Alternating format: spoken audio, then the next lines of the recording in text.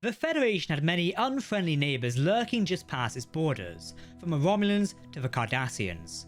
These species varied in culture, aggression, and how they structured their civilisations. They all had a few traits in common. Roughly, the same range of climates was habitable to them, and many of them were humanoid to some extent. But one of the Federation's neighbours broke these trends, an alien species that was truly alien in almost every way. These are the Tholians, an extremophile species with their own insular empire, and in this video we'll be going into everything we know about them. Welcome to Trek Central, I'm your host, Captain Jack.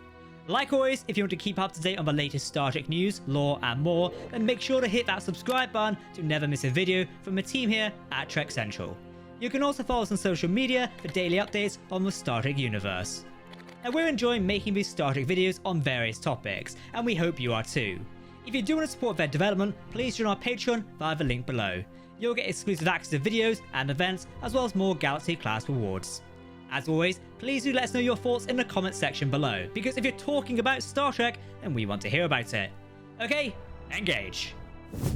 The Tholians hailed from the planet Tholia, a Class Y planet that was uninhabitable to most conventional life forms. With the average surface temperatures of 480 degrees Kelvin, or 207 degrees Celsius, Tholia was far too hot for liquid water to exist on its surface, making it completely incompatible with conventional biology. The Tholians, and presumably other living things on Tholia, were a crystalline, silicon-based species, essentially living rocks. The Tholians were non-humanoid, they did have an insectoid appearance, though obviously they weren't true insectoids due to their crystalline biology. Tholians had 6 legs and 2 arms, long, clawed fingers, and faceted heads covered by thin, transparent membranes that masked their facial features. Tholians had a mineral-based exoskeleton and a liquid crystalline internal organs, and their carapaces appeared to be transparent, allowing their fluid insides to be seen circulating within. The Tholians' most distinctive feature was their gem-like eyes, which glowed brightly through their facial membranes. All Tholians appeared to be hermaphrodites, possessing both male and female reproductive organs, and despite their exotic biology, they still suffered from some kinds of disease. Tholian biology was only stable at extremely high temperatures. They could survive at lower temperatures for short periods, but below about 380 degrees Kelvin, their carapaces would begin to fracture, and eventually their bodies would freeze solid. This process was both extremely painful and fatal. The Tholians had a spoken language, which sounded like a mix of clicks and chirps, but they were also able to naturally produce shortwave radio transmissions due to their crystalline body structures. Tholians used this ability for covert communication, as exemplified by the Mirror Universe Tholian, who put out a distress call using this process after being captured by Starfleet.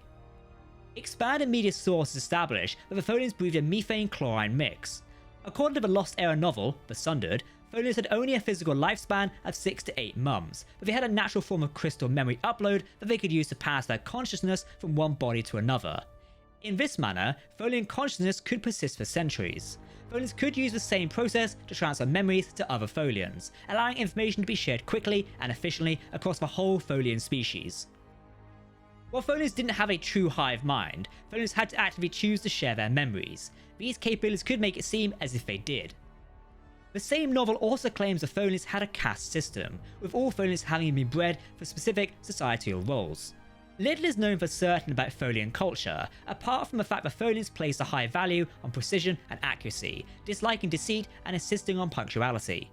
Somewhat like the Romulans, the Tholians were xenophobic and secretive, and they didn't allow outsiders into their own territory.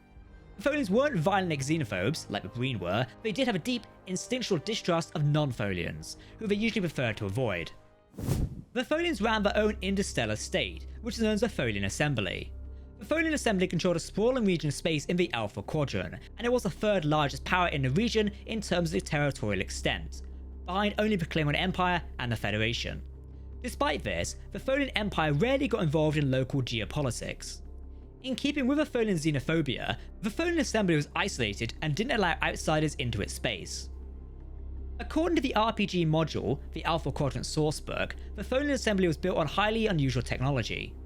Tholian starships had crystalline hulls, extensive automation, and helium fusion-powered impulse drives and warp systems with a trilateral coil arrangement, which allowed them to rapidly change velocity. The Tholian's only known export, the ultra-durable Tholian silk, was used to strengthen many starship components. This substance was apparently excreted by the Tholians themselves. Tholian starships are known for their use of Tholian webs to capture enemy vessels. These are grids of energy filaments with specialized Tholian ships weaved around a target vessel.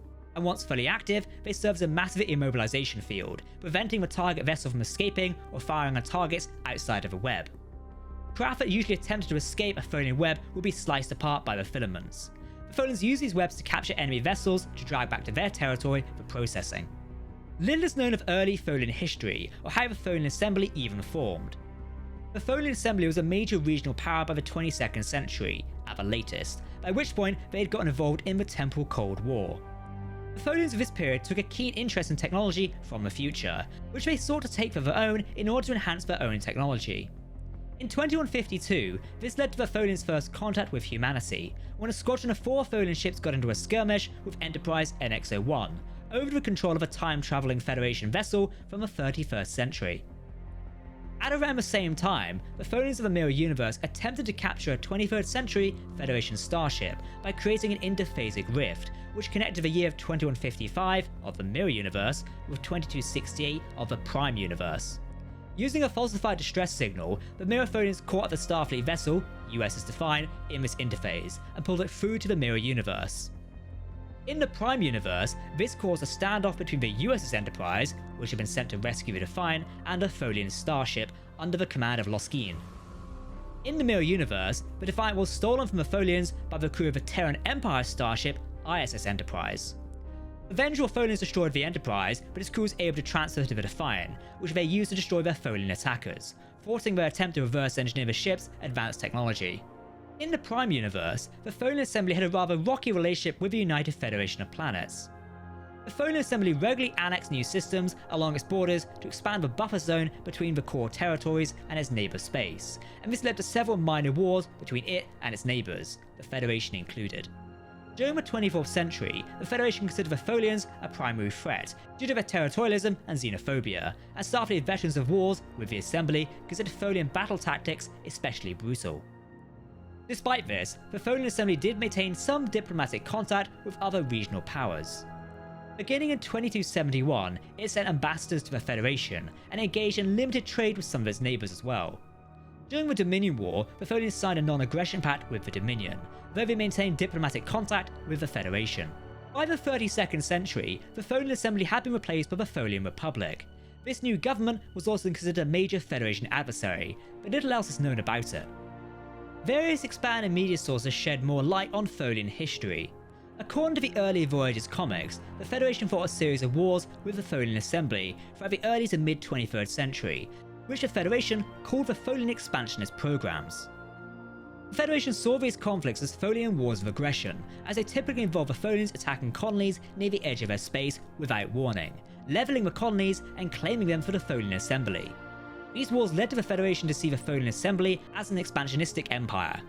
Eventually, however, the Federation realised this was a cultural misunderstanding.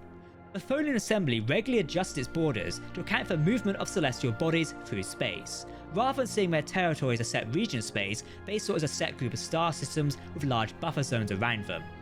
What the Federation perceived as expansionism was simply the Tholians driving off colonists that from their perspective were encroaching on their territory. In 2254, dialogue between the two sides cleared up its miscommunication, and the Federation altered its colonization policy to avoid encroaching on Tholian space. Star Trek Online depicts the Tholian Assembly as a major adversary for the Federation in the early 25th century, and it implies that the Tholians had a deeply ingrained interest in alternate dimensions, time travel, and space-time anomalies. In the early 25th century, they were able to capture a Terran starship from the Mirror Universe for study, and they also briefly captured the USS Enterprise C, which the Tholians had pulled out from its proper time. Starfleet intervened to stop their meddling on both occasions, sending the Enterprise back to its proper time and destroying the captured Terran vessel.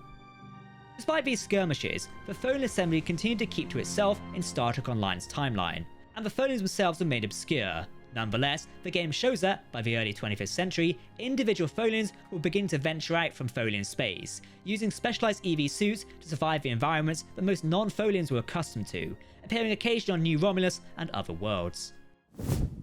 So that's a look at the Tholians, one of the most unique major species in Star Trek. While obscure, these guys are undoubtedly cool, and they make great antagonists for a new Star Trek series. We do hope to see more of them in the future. If you want to keep up to date on the latest Star Trek news, lore and more, then make sure to hit that subscribe button to never miss a video from the team here at Trek Central. you can follow us on social media or join our community Discord server. A big thank you to everyone who supports us on Patreon. Your support allows us to continue making these Galaxy class videos. For now, I've been Captain Jack, thanks for watching, and we'll see you next time. Live long and prosper, my friends. Goodbye.